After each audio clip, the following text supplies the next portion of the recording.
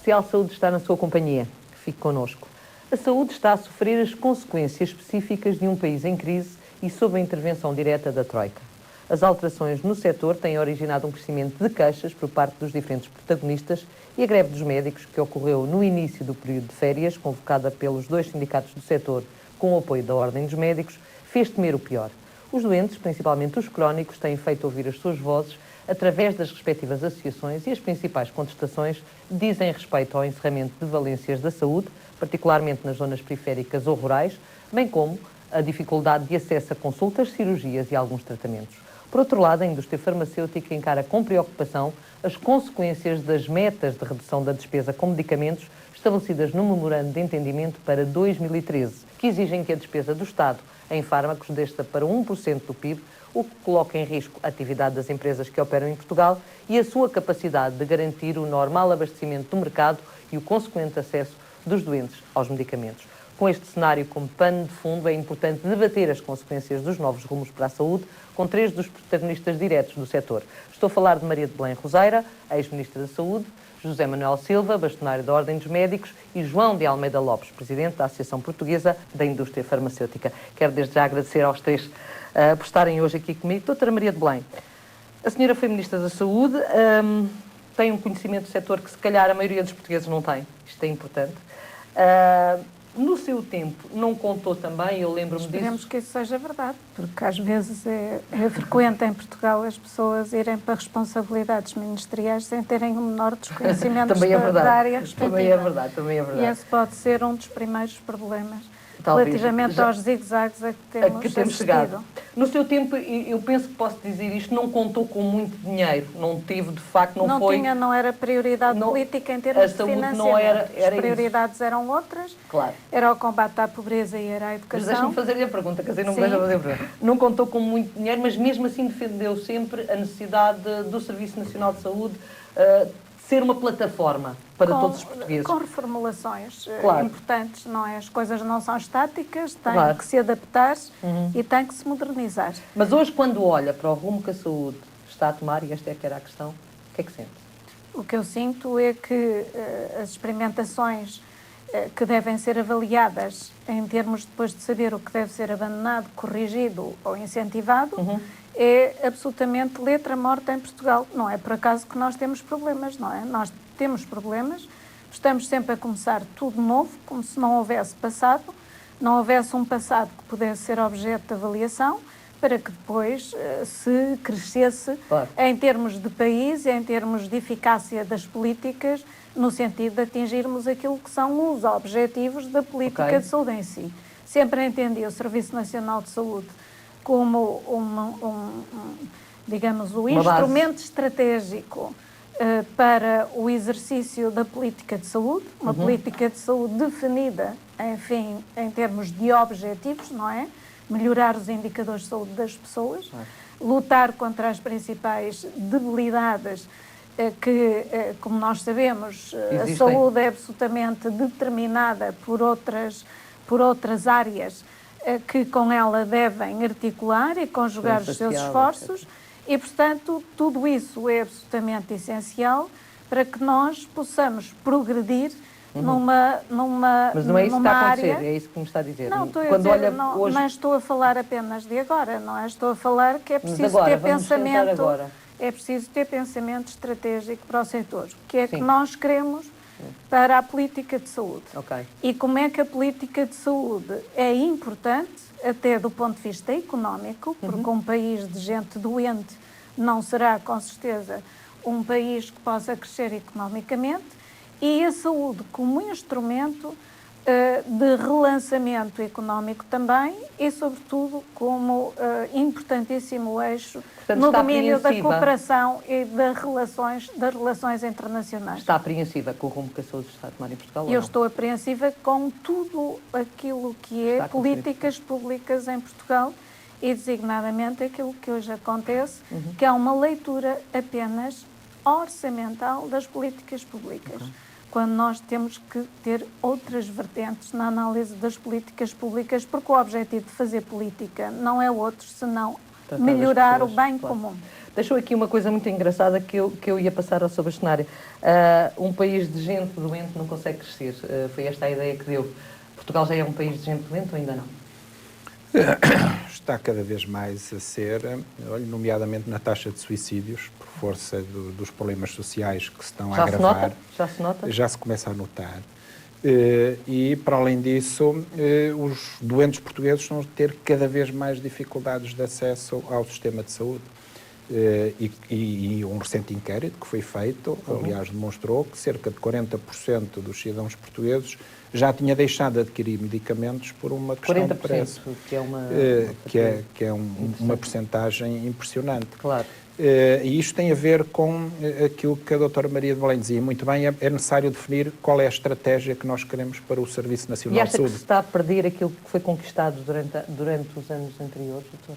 Está claramente a perder-se, nomeadamente em termos de acessibilidade, porque a estratégia para a saúde neste momento é exclusivamente financeira, é de produzir cortes. E, obviamente, que esses cortes refletem-se inquestionavelmente na qualidade. Costuma-se dizer muito na qualidade e na acessibilidade. Costuma-se dizer com frequência que Portugal não consegue suportar o Serviço Nacional de Saúde que tem porque é demasiado despesista e há demasiado desperdício. Mas a verdade é que, se nós analisarmos os indicadores internacionais, não é assim, é exatamente ao contrário. Nós temos um Serviço Nacional de Saúde que produz indicadores de saúde extraordinários a baixo custo, muito abaixo da média da OCDE. Portanto, nós temos um sistema que eu diria que é quase perfeito. Os portugueses não têm essa sensação, porque não se comparam. Se calhar estão a ter agora essa sensação, uma vez que estão a perder Talvez agora coisas, que estão a perder, porque para o custo que têm... Um serviço quase perfeito. Não é? Para o custo que têm, os resultados que se conseguem são excepcionais. Claro. Tínhamos algum problema agora agravado de acessibilidade, nomeadamente a questão das listas de espera, mas a questão das listas de espera também não estava a ser bem analisada. Para já é um problema que foi demasiado politizado. As listas de espera têm que se analisar com base em critérios exclusivamente técnicos e, de facto, naquilo que pode esperar mais ou menos tempo. Mas estamos a ter também, como se demonstrou agora, um aumento das listas de espera cirúrgicas e graves problemas de espera a nível oncológico, o que é absolutamente inaceitável. Mais de 3 meses e de 4 meses. Porque não há exatamente uma estratégia para a saúde das populações, há apenas um objetivo cego de cortes. Que tem a ver, Maria, eu nem quero estigmatizar com isto o atual Ministro da Saúde, isto é um problema que decorre do Governo, aliás, as últimas medidas anunciadas demonstram o desnorte total no Governo, o falhanço completo no atingimento daqueles objetivos que nos prometiam há um ano atrás, quando, afinal, os analistas mais independentes e tecnicamente mais bem preparados anunciaram há um ano atrás que este seria o desastre que iríamos viver agora. Portanto, é absolutamente incompreensível. Estava já anunciado à partida. Lógico. Portanto, é absolutamente incompreensível que se persista neste tipo de política e estas medidas só vão agravar a situação económica do país. E é evidente que isso reflete-se na saúde. Não há dinheiro para a saúde. O Ministro da Saúde não tem depois orçamento suficiente para a saúde. Portanto, o problema nem está especificamente no Ministro da Saúde, está no Governo. Dr. Almeida Lopes, de facto, havendo falta de dinheiro, e o país está a viver esta situação que é transversal a todos os setores, acha que devia de haver uma estratégia específica para a saúde? Ou acha que, de facto, é assim e ponto, não há muito a fazer porque a situação é esta, a realidade é esta? Com certeza que não será fácil encontrar soluções. O modelo é complicado e, obviamente, que em primeira análise tudo estará dependente, ao fim e ao cabo, da riqueza do país. Mas não nos podemos esquecer de que a saúde é, de facto, uma área à parte. É talvez aquilo mais importante que as pessoas têm. Pois. E penso que, quando o professor José Manuel Silva refere que o Serviço Nacional de Saúde português é, de facto, comparável aos melhores e teve, desde sempre, um custo operacional muito abaixo das médias, tem toda a razão. O problema é que o sistema, digamos, a área da saúde não esteve nunca equilibrada em termos de uma suborçamentação crónica, que levou a que, efetivamente, as dívidas da saúde aos privados, nomeadamente, fossem subindo ao longo dos tempos.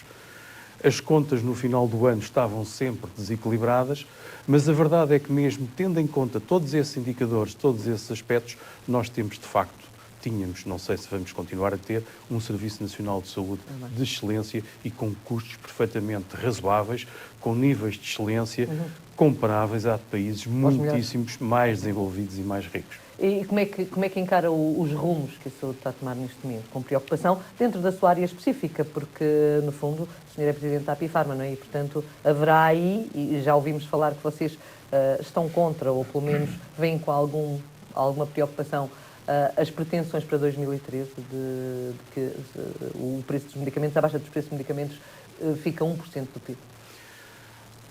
A contínua baixa do preço dos medicamentos em Portugal vem já de alguns anos a esta parte, tendo embora acentuado-se de facto muito marcadamente nos últimos 2 anos.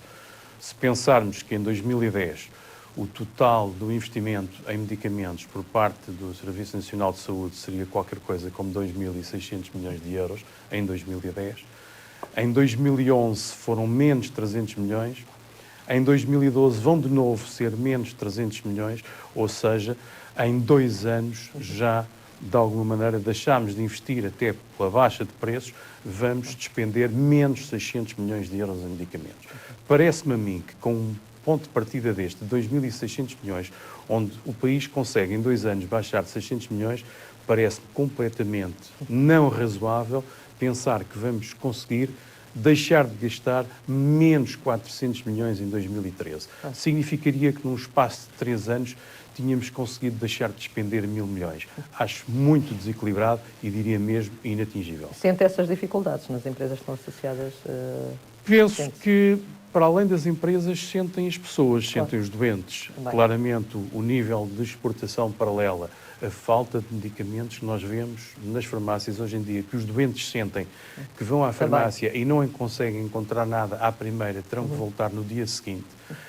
A dificuldade financeira de toda a cadeia de valor do medicamento, não são só as companhias farmacêuticas, são os distribuidores, são as farmácias. Claro. Tudo isto está, neste momento, com uma falta de sustentabilidade e sujeito a um equilíbrio, de facto, muito periclitante, que não augura nada de bom se não vier a se corrigir. Doutora Maria de Belém, este cenário é muito complicado. Diga. Marina, desculpe. Diga. Convidou-me como ex-Ministra da Saúde, não é? As questões que aqui se colocaram da acessibilidade são vitais. Quer dizer, com o desemprego a subir, com a proteção no desemprego a diminuir, com o aumento da pobreza e com, digamos, o aumento sistemático das pessoas que crescem em termos de precariedade. Sabemos bem que os indicadores de saúde que nós atingimos muito à custa do combate às doenças crónicas sim. E da medicação relacionada com as doenças crónicas, neste momento há muitos doentes crónicos que já não têm capacidade para tomar os medicamentos. Portanto, nós poderemos eventualmente chegar a essa baixa de consumo porque as pessoas deixam de poder comprar os medicamentos. Também, não só pelas outras coisas. Não só pelas outras coisas, mas também por isso. Também isso é por que é dramático. Isso é que é dramático porque é assim. A saúde é apenas o primeiro de todos os bens. Não há outro.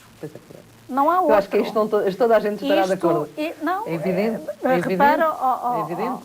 Marina, mas quer dizer, aquilo que nós sentimos, e eu queria associar-me aqui a questão, não é o Ministro da Saúde. O Ministro da Saúde faz o melhor possível, com certeza, com os recursos que lhe são afetos, porque eu própria sei, em termos daquilo que são as decisões tomadas a nível de Conselho de Ministros, quem fixa os plafons é o Ministério das Finanças, com grande rigidez, normalmente, e falta de diálogo. Portanto, e depois, como a senhora acha que o principal responsável é o Ministro das Finanças e não tanto o Ministro da Saúde? Marina, a minha intenção não é atacar ministros, é atacar políticas, ou avaliar políticas.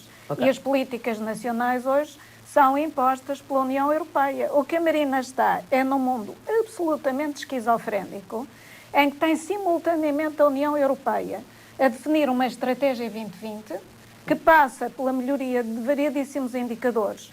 O emprego, a capacidade de investimento em energias verdes, a educação, o aumento da investigação, etc. E depois tem uns países que, pelas suas debilidades estruturais e por serem empresas mais frágeis, foram atacadas pelos especuladores e estão obrigadas a programas de assistência financeira que põem em causa, que são absolutamente cegos e rígidos, absolutamente indiferentes e insensíveis ao impacto social das medidas, impacto social e económico, porque nós corremos o risco não é só das pessoas morrerem, é de ficarmos sem economia, quer dizer, é tão simples quanto isto, não é?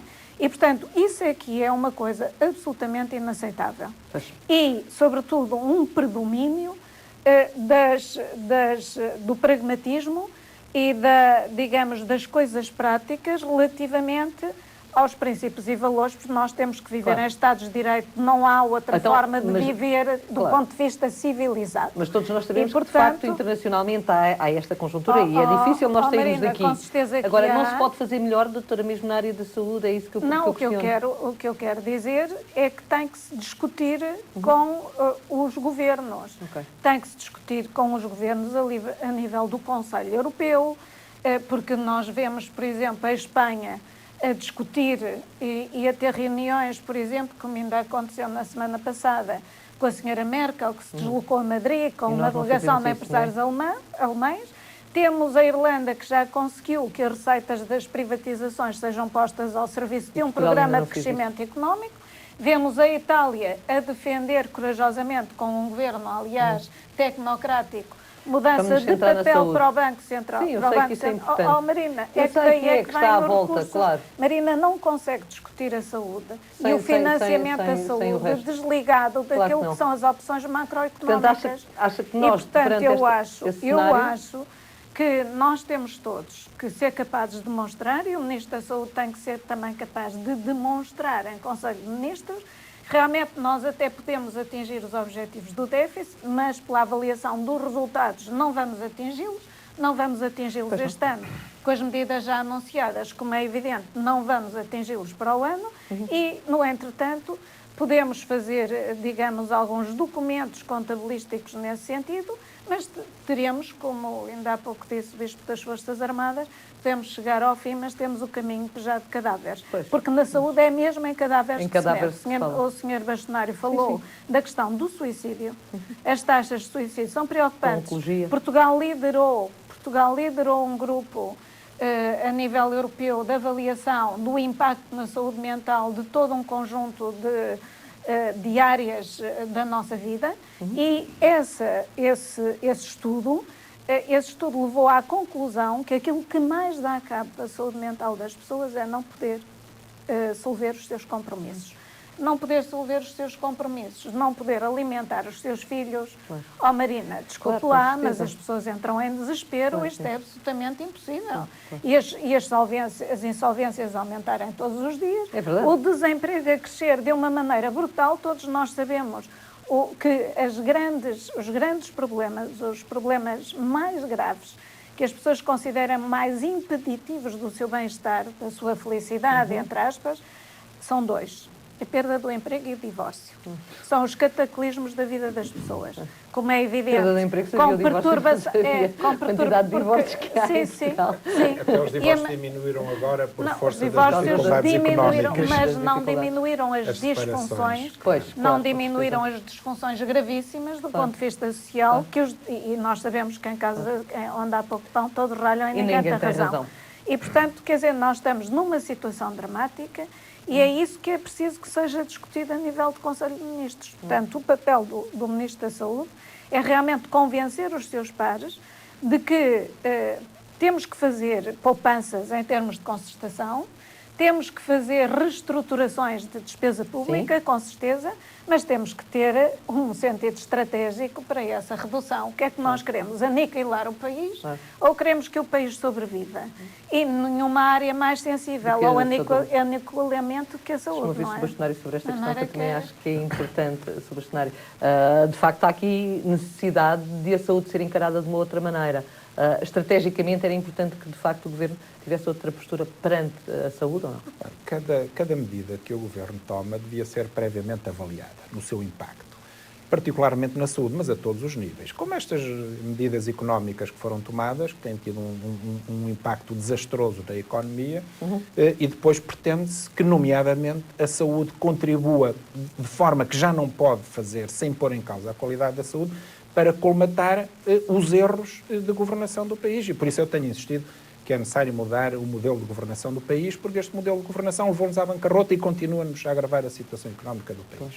Agora, relativamente à questão da saúde, por exemplo, elogia-se o Ministro da Saúde por ter reduzido os custos dos medicamentos. Claro que analisado friamente e apenas esse aspecto, claro que é desejável que o preço dos medicamentos reduza, quer para o Estado, quer para os cidadãos, sobretudo para os doentes. Ele reduziu significativamente. E o custo com a medicação também diminuiu. Mas precisamos de analisar as consequências disso. Primeiro, essa redução do custo com os medicamentos acabou por ser compensada em sentido negativo pelo empobrecimento da população. A população está mais pobre e, portanto, continua a ter dificuldades de acesso ao medicamento. Claro que seria pior se os medicamentos não tivessem reduzido de preço. Mas o que é que aconteceu a seguir, e como já foi dito, e bem pelo Dr. João Almeida Lopes? Exportação paralela de medicamentos, falta de medicamentos nas farmácias. As farmácias, coisa que há 2 ou 3 anos seria impensável, a rede social que as farmácias representam está a ser posta em causa porque há... E de saúde. Está a ser posta em causa porque há centenas de farmácias em dificuldades financeiras. Claro.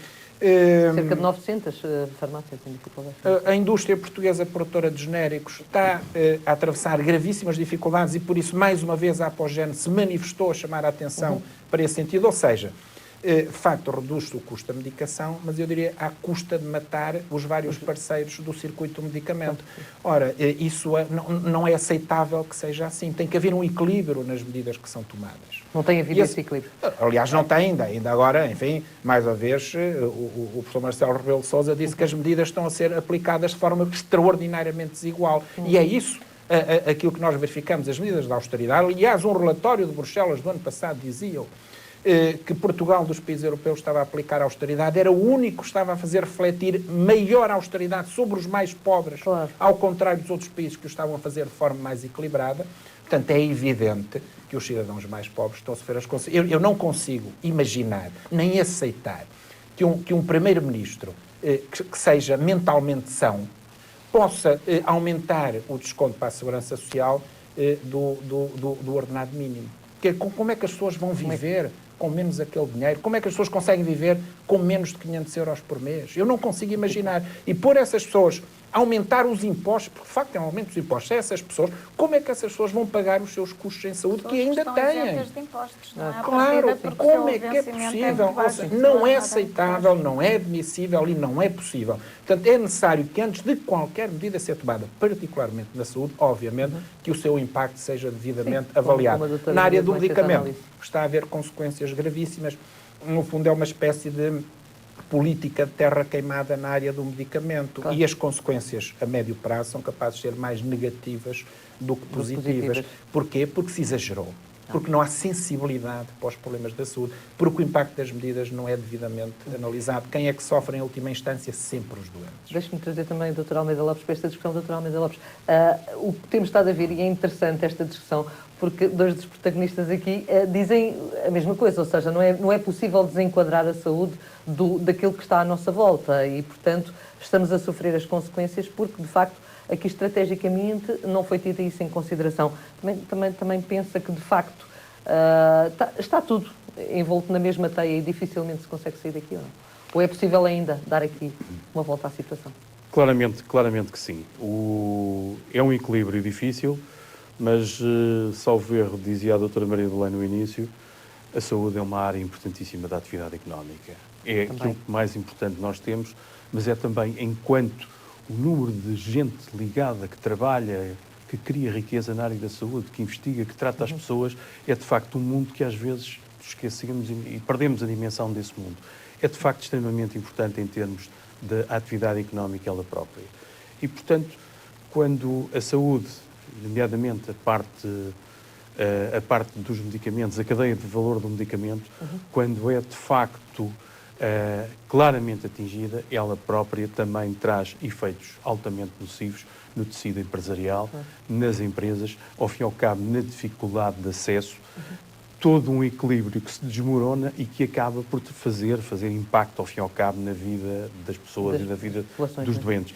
Deixe-me dizer-lhe, por exemplo, que ultimamente, talvez no último ano e meio em Portugal, nós não assistimos a serem postos à disposição dos doentes portugueses novos E medicamentos. era a pergunta que eu tinha que assistir. Há O que quanto parece tempo é ser que uma... não aprova um medicamento novo? Não é? Sei lá, talvez um ano, Eu ano e tinha aqui meio. 2 anos. A verdade é que nós, neste momento, as terapêuticas mais modernas em Portugal têm provavelmente, em média, um atraso superior a um ano relativamente O que me aos está a outros dizer, e países isto da para lá em OCDE. casa entender, é que o doente português já não está a ter acesso aos medicamentos que os outros países, os doentes dos outros países estão a ter. Em termos da, digamos, da utilização generalizada de medicamentos, de terapêuticas inovadoras, estamos claramente, neste momento, já com atrasos significativos. Claro, isso apesar das poupanças que a área do medicamento tem feito, apesar da cota dos genéricos medicamentos mais antigos, que têm claramente vindo a ganhar uma grande cota e que supostamente permitiriam poupanças que poderiam vir a financiar os medicamentos mais inovadores, mas a verdade é que isso não tem acontecido. Não tem acontecido. Uma greve dos médicos, nova greve dos médicos em previsão ou nem por isso, sobre este cenário? Não, nós não queremos nem gostamos de falar em greves. E, portanto, eu nem sequer coloco essa hipótese, porque, de facto, nós queremos é colaborar para a resolução dos problemas do país. Eu acho que é muito mau quando a Ordem dos Médicos e Ministros da Saúde não estão numa razoável consonância relativamente às medidas necessárias para a saúde dos portugueses. Facto, nós temos, aliás, temos disponibilizado para que nos sejam solicitados pareceres relativamente às medidas de saúde que possam estar a ser equacionadas. E a verdade é que temos recebido muito poucas solicitações. Não quer dizer que depois o Ministério da Saúde tenha que seguir a nossa opinião ou o nosso parecer técnico, sim.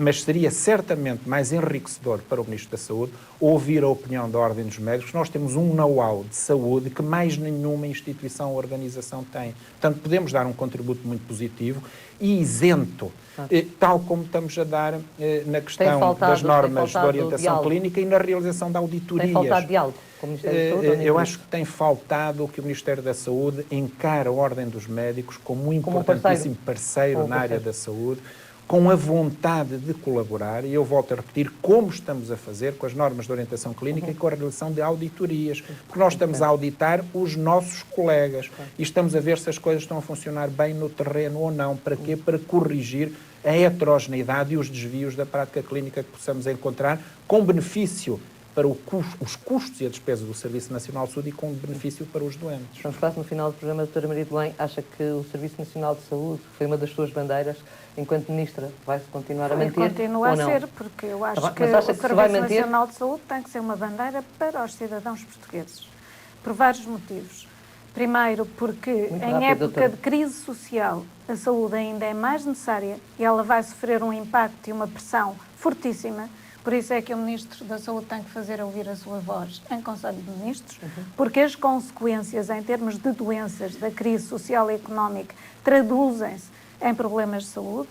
E depois há um outro aspecto que é essencial, que é o Governo poder encarar a saúde na sua capacidade transformadora da sociedade portuguesa, que aliás foi o que eu pretendi fazer com todas as minhas experiências inovadoras. Primeiro, a saúde como campo de experimentação fantástico para a transformação de uma administração pública ao serviço do cidadão, com métodos modernos de gestão, com incentivos no domínio da remuneração, com toda uma política de recursos humanos e de regras de administração pública diferentes, e depois a saúde ao serviço da transformação do modelo económico, porque não há outra atividade que incorpore tanta investigação, tanto valor acrescentado, tanta riqueza do ponto de vista daquilo que é a nossa capacidade de fazer melhor e diferente, como a saúde. Isto não pode ser perdido no país e, portanto, a visão estratégica dos governantes é necessária para não se esgotarem no curto prazo, porque o curto prazo, como é evidente, pode constituir a amarra que condiciona o desenvolvimento futuro, se for apenas isso que se tiver em vista. Muito obrigada. Muito obrigada aos três. Eu ficava aqui mais uma hora a ouvi-los, porque de facto teríamos aqui pano para mangas relativamente a outros temas que estão na ordem do dia, mas ficou-nos a ideia de que de facto a saúde tem de ser vista de uma forma global e tem de ser analisada em todo este conjunto do que se está a passar e que o Ministro da Saúde, é o recado que foi aqui deixado, terá de bater o pé no Conselho de Ministros, se conseguir. E não esquecer o papel pedagógico importante da saúde, então, porque é na saúde que as pessoas são verdadeiramente iguais. E o serem verdadeiramente iguais é um princípio da democracia. Muito obrigada, doutora. Muito obrigada aos três. E antes do final do programa, tempo ainda para a sugestão de leitura da editora Lidl. O livro da semana tem por título Tabagismo, do diagnóstico ao tratamento, de Eduardo Pestana. Lê, já sabe, faz bem à saúde. Por hoje, o Especial Saúde fica por aqui, mas volta para a semana à sua companhia. Espero por si. Até lá.